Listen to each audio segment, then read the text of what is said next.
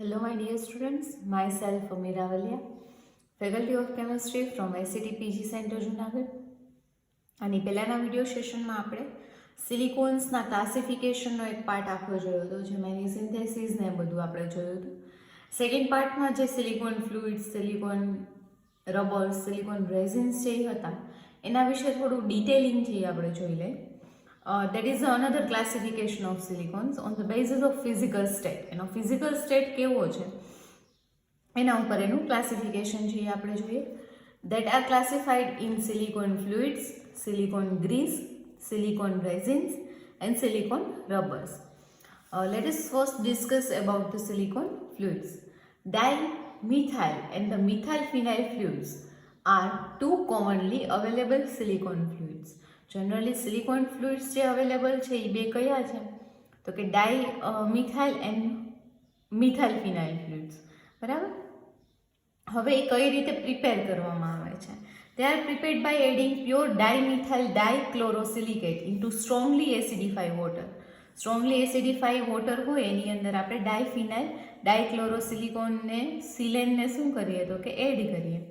Four low molecular weight product suitable amount of trimethyl chlorosilane is added as a blocker and stabilizer. આની અંદર આપણે add કરીએ તો આપણને સિલિકોન ફ્લુઇડ્સ છે એ મળે છે. અને the low surface tension allow deposition of silicone fluids film over plastic, metal, glass, ceramic, water. The caking of organic or inorganic powders can be avoided by coating the particles within a film of silicon fluid. બરાબર. Silicon fluid ઉપર આપણે એને શું કરી શકશું તો કે spread કરી શકશું.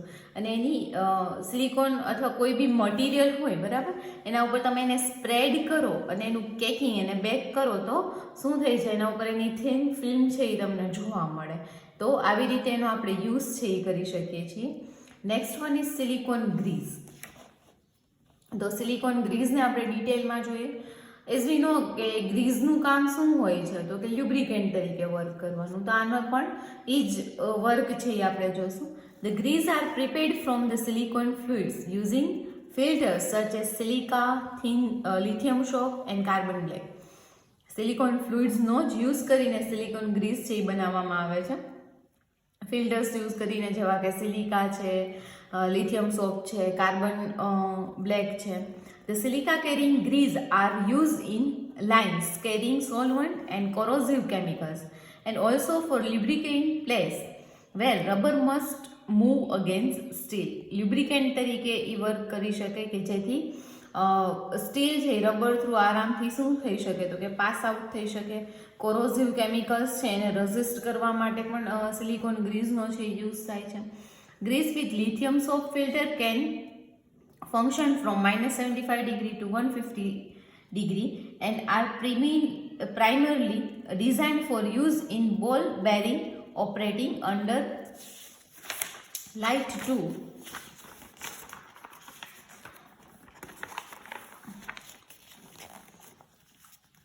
moderate loads such as in a small motors that must be started after exposure to very low temperature.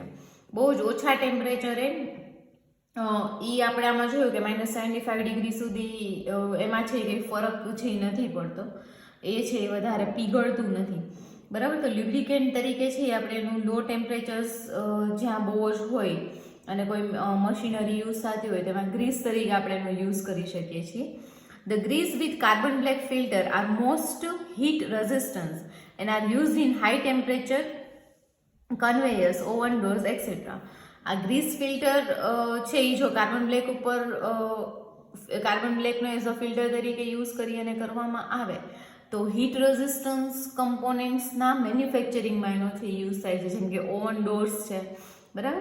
Silicon grease thicken with aryl urea compounds can function even at 260 degrees Celsius and are reported to be superior to the other grease with respect to the thiopsy at high temperature and evaporation.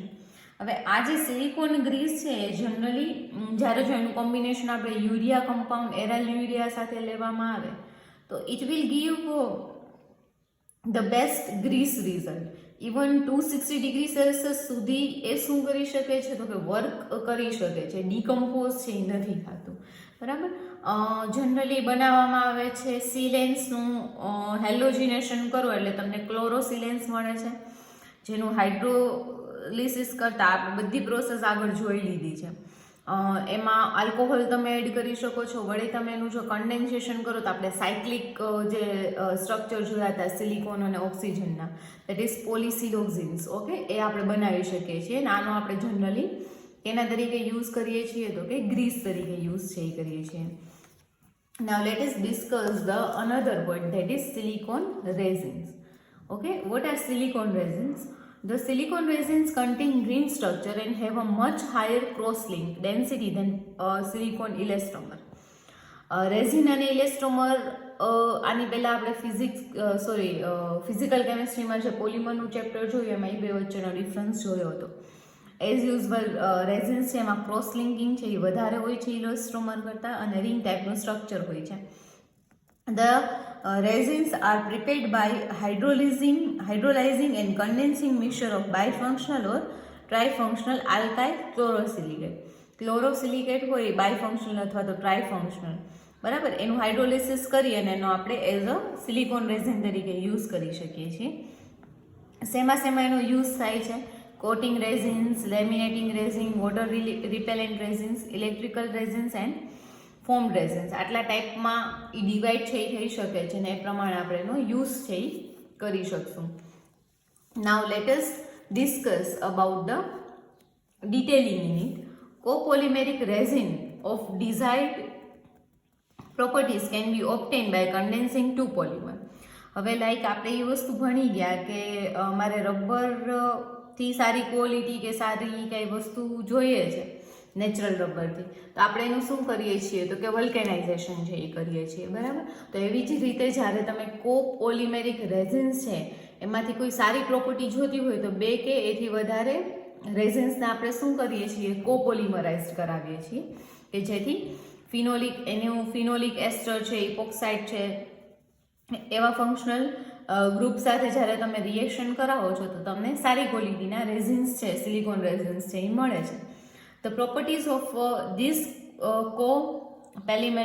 polymeric resins depend upon the nature of condensing polymers and the degree of condensation. અને એના ઉપર depend કરે છે degree of condensation છે એની કેવી છે, બરાબર છે, એના ઉપર આખું ડિપેન્ડન્ટ છે. Now let us see the last point of the classification, that is silicone rubbers or the elastomers.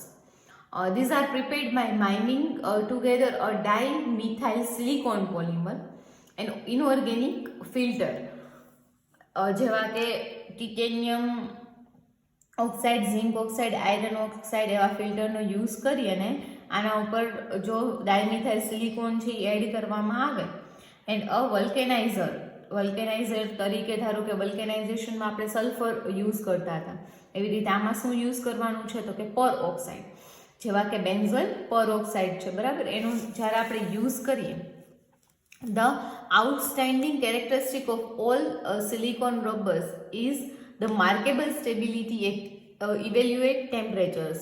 Their life is practically unlimited at 150 degrees Celsius and they are flexible even at low temperature.